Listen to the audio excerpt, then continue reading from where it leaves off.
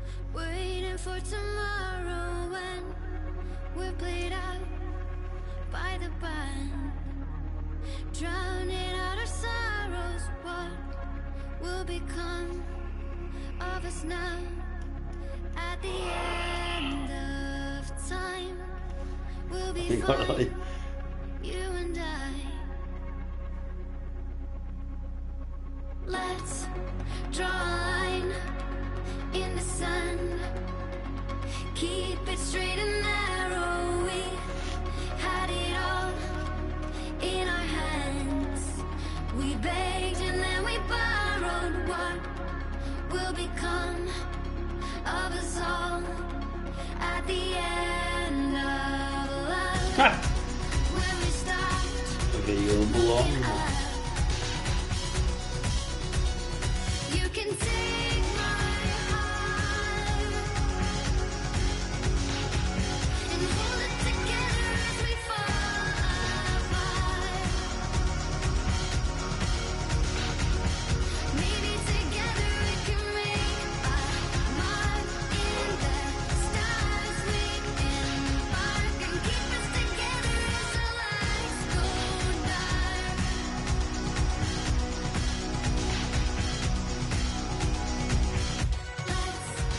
Tell the truth, just for once.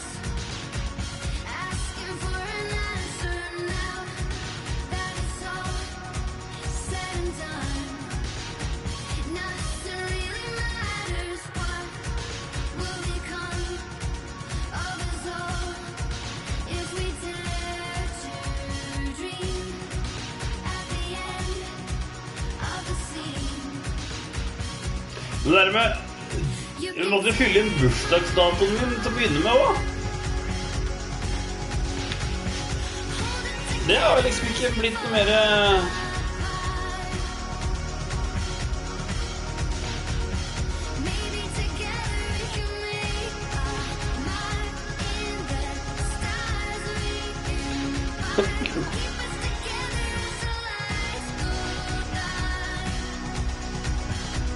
Skal du begynne å sette et lys på juletreet nå?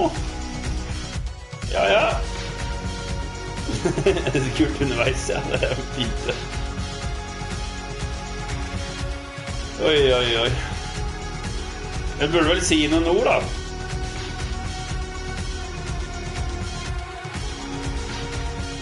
Det er et spill om å... Du glemte å mase på tida, det er fint. Det er hyggelig at dere er sammen med meg i dette, da.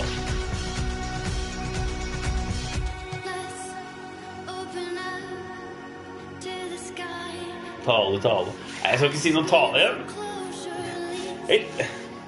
Nei, jeg likte dette spillet her veldig, veldig godt. Det har jeg sagt lenge. Jeg forstår litt babygreier. Det er bra. Nei, det har vært veldig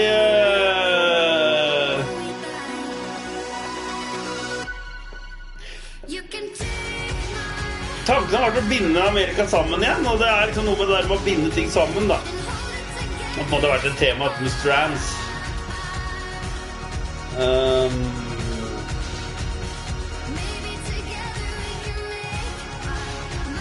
Og det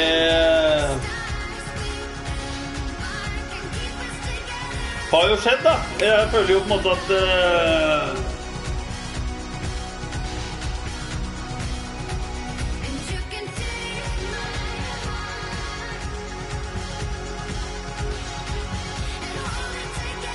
vi har bundet oss sammen, og liksom alt har bare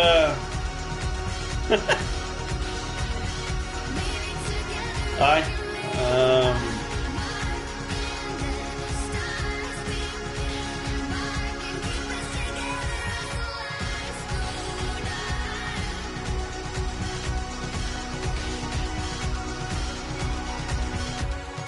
Jeg klarer ikke helt komme med noe sammenhengende her, men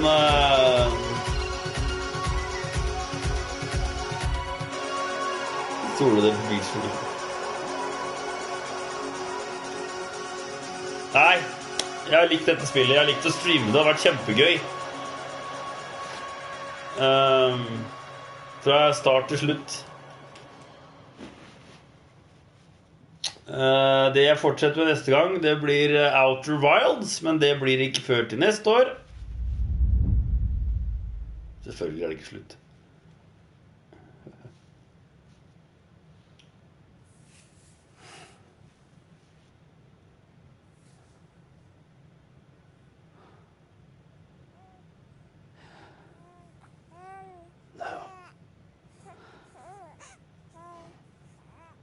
Louise.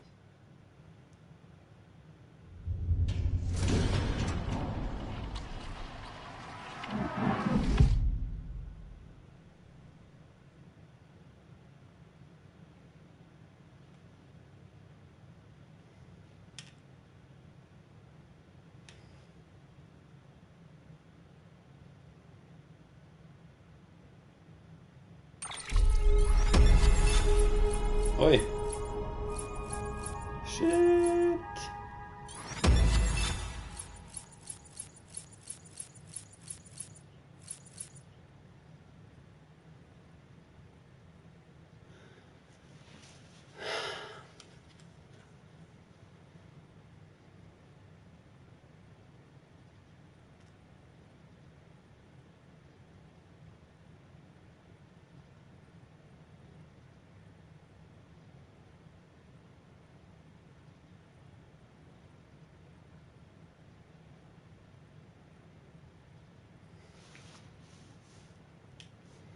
Han har levert 12,11 tonn kargo.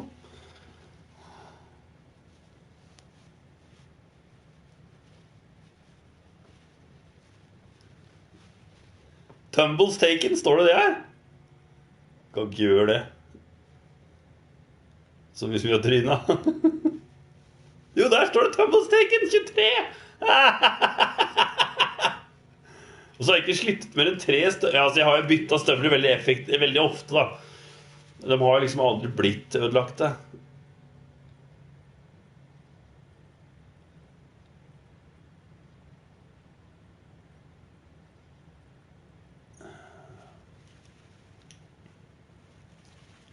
Ja, jeg så det nå, Vegard, at det var overskjedd. Oi.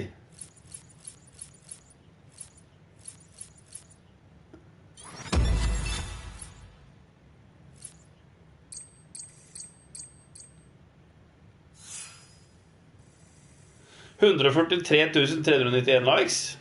Ja.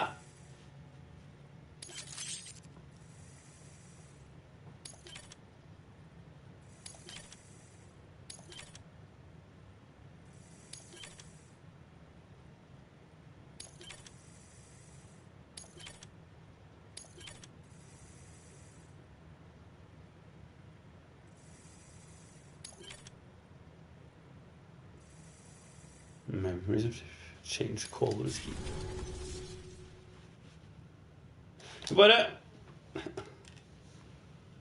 Jeg forstår ikke Legends of Legends rating og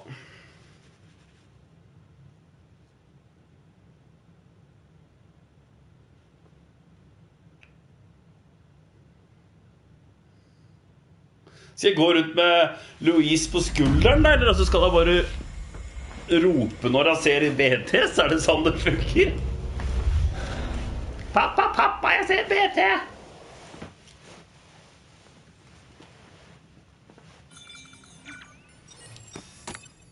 Two weeks earlier than what?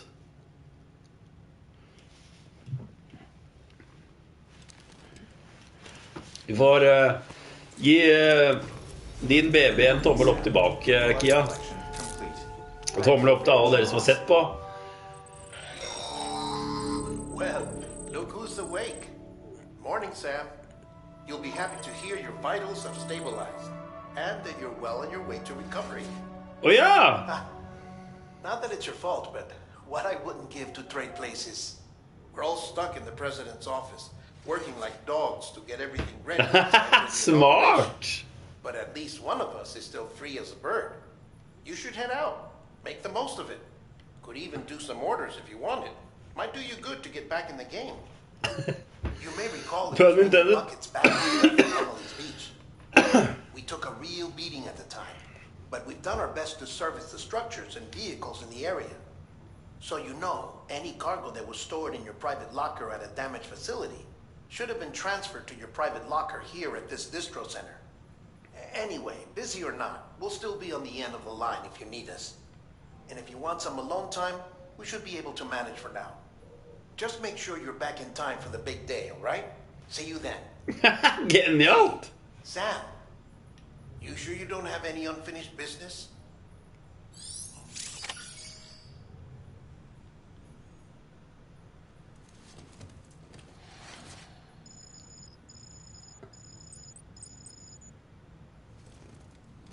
Det så genialt!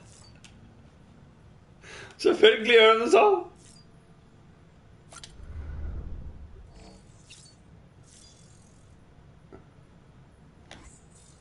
Det er Valen og Christian.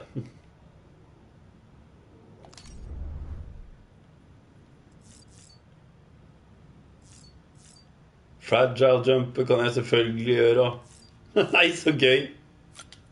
Check on nu.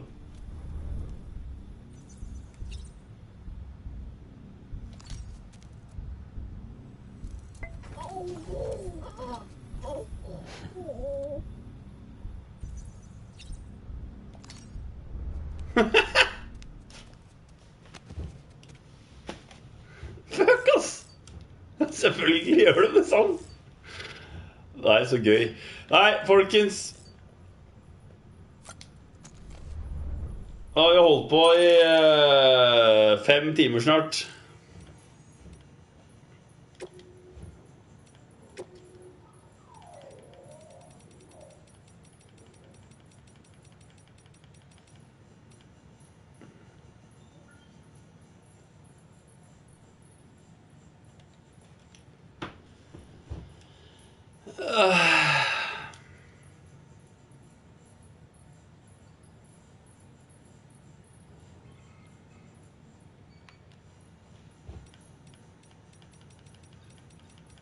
Også så mye jeg kan lese uten å bli redd for spoilers. Åh, så deilig.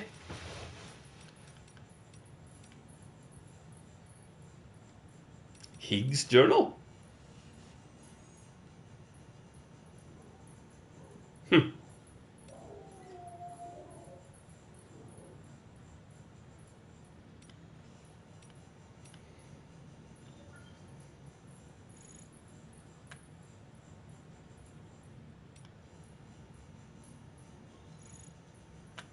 Stemmer det, det var jo den der pizzamannen det.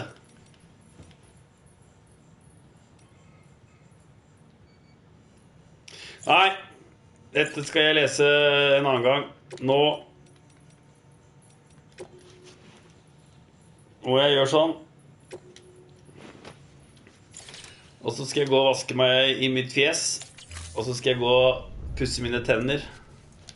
Og så skal jeg gå og lukke mine øyne. Takk for følget, folkens. Dette var vel slutten på Death Streaming. Det har faen meg vært en tur, for å si det sånn.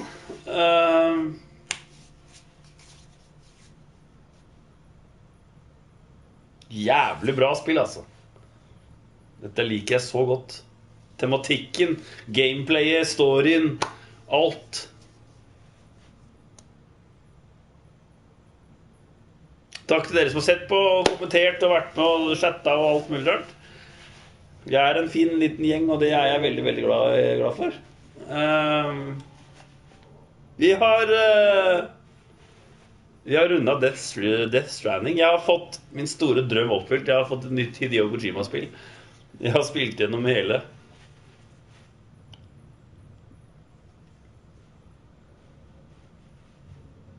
Det er ikke bare hurra for Erik, det er hurra for dere. Hurra for oss. Nei, nå er jeg nødt til å gå og legge meg. Takk for følget. Og ja, alt. Nå har jeg sagt det mange ganger, så skal jeg ikke si det flere ganger. Jeg skal fortsette å spille. Jeg skal fortsette å gå turer. Jeg skal fortsette å linke opp verden. Tror jeg det sa jeg også med Red Dead Redemption 2, men det har jeg ikke rørt etterpå. Men det her. Nei, nå har jeg noen fridager. Nei. Det her er ikke, jeg har ikke ferdig med å spille Death Stranding. Dette her liker jeg veldig, veldig godt. Ja, nei, nå bare gjentar jeg meg selv I evigheter. Så klem til dere. Drikk vann. Ta vare på de dere er glad I. Dere har sett hva som skjer når man klemmer mennesker. Da utsetter man utslettelsen av menneskeheten og verden. Og drikke vann, det er veldig, veldig viktig. Ikke bare Monster Energy Drink til hjem. Ta dere en dusj, tiss og bæsj. Ikke kast granater. Og gjør generelt ting jeg ville gjort. Eller noe. Takk for nå. Faen, ass. Det var gøy.